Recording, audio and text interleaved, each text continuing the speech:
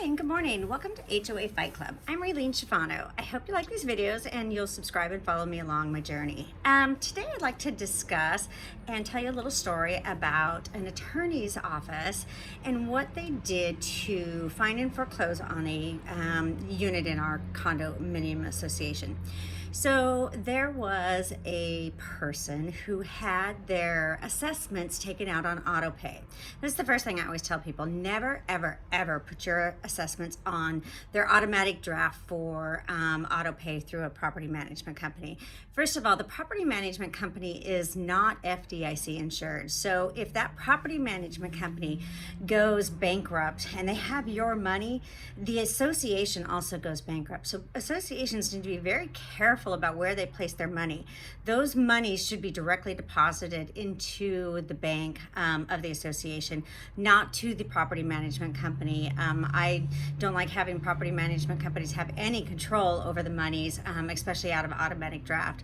So this homeowner had her assessments taken out on an automatic draft. So our board president decided that every year we needed to fill out a tenant, not a owner, but a tenant registration form, which included all of our information, such as bank accounts. Oh, she wanted our mortgage information, all of our insurance information.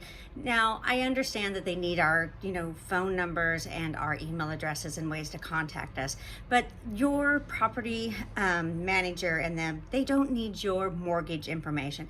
They may need your insurance information, but they don't need your mortgage information. They want that information, so if they have to foreclose on you, it makes it a little simpler for them. So this person that was on automatic draft didn't fill out her tenant registration form.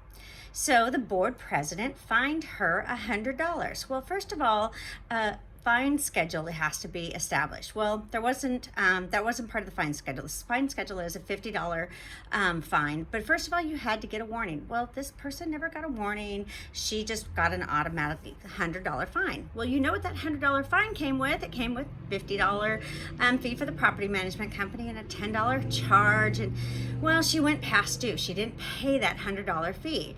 Well, the board president just assumed that she was doing it to be, stubborn. So she charged her late fees, and then she went to the association's attorney and said, well, she's not paying these, so let's just take them out of her automatic draft, out of her bank account.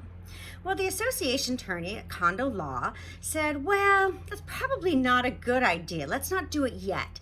So she advised the board at first not to take the money out of the automatic draft, because that's not what that draft was for. But in the future, she said, well, you can go ahead and try it, which an attorney should never advise you to break the law. But this attorney did. And the reason I know this is because the attorney-client privilege was in the boxes of the association when I went through them. Well, she kept going past due with this fee. Now, her assessments were paid, so she never went past due on any assessments. Then her car that was parked out front went past due on its tabs. The tabs expired. Well, this infuriated the board president, so she gave her another fine of $50. Well, between the fine for the tenant registration and the car tabs now, she was majorly past due. So they put a lien on her home. Then, and after 90 days and working with the attorney, they decided they were going to foreclose on her home. Well, after they foreclosed on this person's home because they couldn't take the assessment or the fees out of her assessments, I don't think the attorney felt too comfortable with that, so taking her home was a better option. After that, they found this person was dead in her home. So instead of doing a health and welfare check, they decided that putting a lien on her and fining her and foreclosing on her was a better option, and taking the home. That's what they decided to do. So this attorney was more worried about putting a fine and fees and taking her money than worrying about the person. So when you worry about HOA attorneys, they don't care about the people. They only care about the money that they make. They will not talk to you. They will not discuss anything with you. They find homeowners as the enemy. I have been interviewed by King 5 News. They did a whole interview with the attorney at the time. This is a whole nother attorney.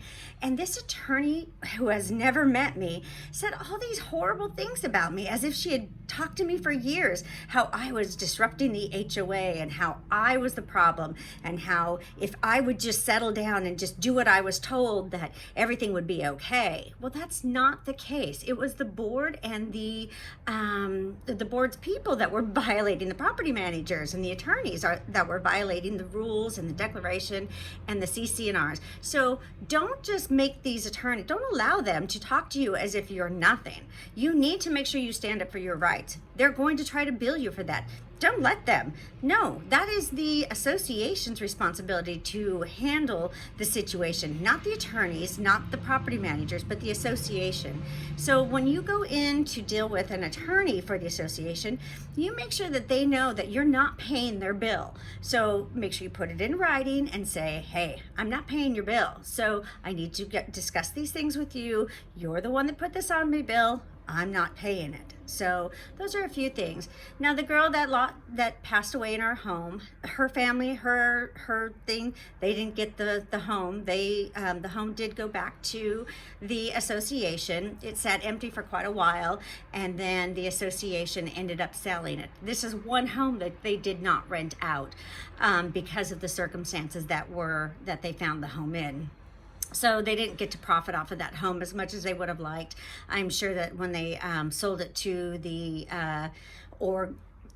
home foreclosed on it, I'm not sure what happened to it in the future, but it's really sad that that's how the board acts. Instead of just going to people and talking to them about why they're past due, or why they didn't fill out their tenant registration form, or how they can help that person. I think that property managers and boards would be much more received well by the community if they would learn to communicate with the property people, with the homeowners on the property.